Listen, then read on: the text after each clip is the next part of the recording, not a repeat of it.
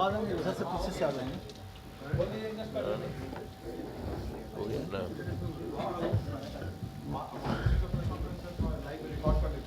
चलिए पीछे बैठे।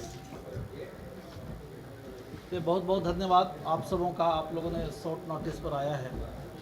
और अब हम अपने संरक्षक महोदय से आगे। तेजस्वी प्रसाद जी कैसा राजनीति करते हैं ये समझ में नहीं आता है कि उनको नेता विरोधी दल के हैसियत से विधानसभा में रह करके सरकार के बारे में अपनी बात बोलते, लेकिन वो न बोल करके वो बाहर जा कर के बोल रहे हैं और सिर्फ ऐसी घटिया बात बोल रहे हैं जिससे हमको आश्चर्य होता है।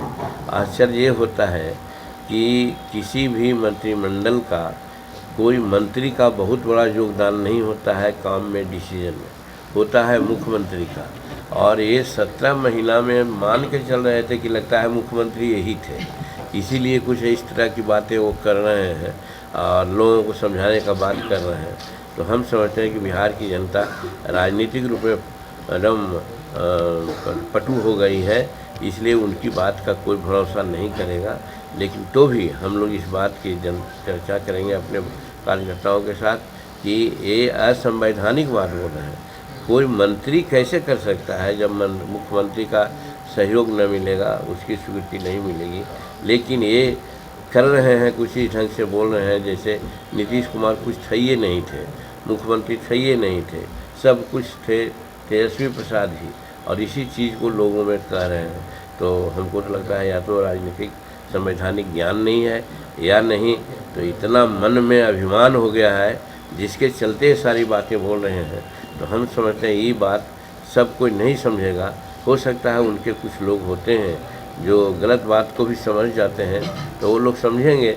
लेकिन भारत के बिहार के जितने भी कार्यकर्ता हैं और जो वोटर्स हैं वो इस बात को समझते हैं कि कोई भी मंत्रिमंडल में डिसीजन होता है उसका नायक चीफ मिनिस्टर होता है, न कि कोई मिनिस्टर होता है।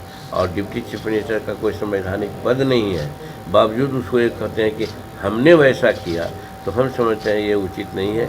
इन बातों का भी खुलासा करेंगे। तेजस्वी प्रसाद जब मंत्रिमंडल से बाहर निकल गए हैं तो कुछ भी बोल सकते हैं। नीतीश कुमार बोलते हैं, संजय झा बोले हैं, उस बात को भी आप देखिए कि किसी भी परिस्थिति में मध्यावधि चुनाव के लिए यानी कि असेंबली के चुनाव के लिए हम लोग तैयार नहीं हैं, समय पर यहाँ हम चुनाव कराएंगे।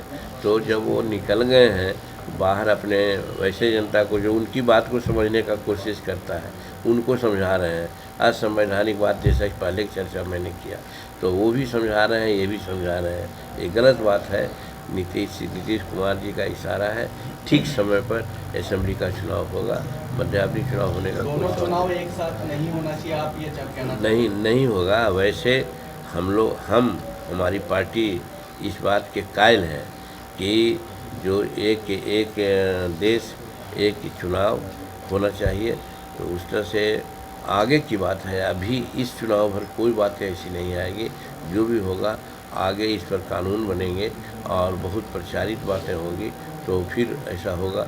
और बात सही है कि एक देश एक चुनाव होना चाहिए। वो देखिए आगे आने वाला दिन में हो सकता है कि बहन और बहनोई की भी पार्टी भी कर सकते हैं और भाई और भौजाई की भी पार्टी कर सकते हैं। जिनका कोई ठौरी ठिकाना नहीं है कि क्या बोल देंगे, तो फिर ये बोल रहे हैं उसमें तवज्जो क्या देना है। कैसन गैप है यहाँ पर।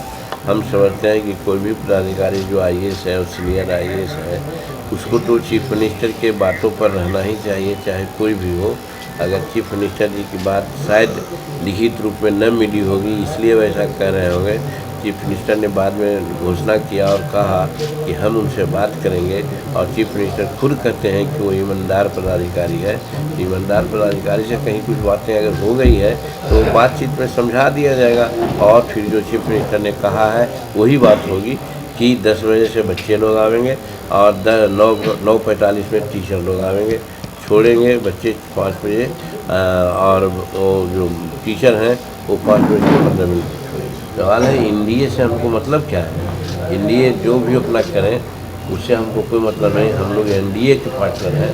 एनडीए में सब लोग सब लोग एक साथ बैठेंगे और बैठने के बाद इस पर डिसीजन होगा।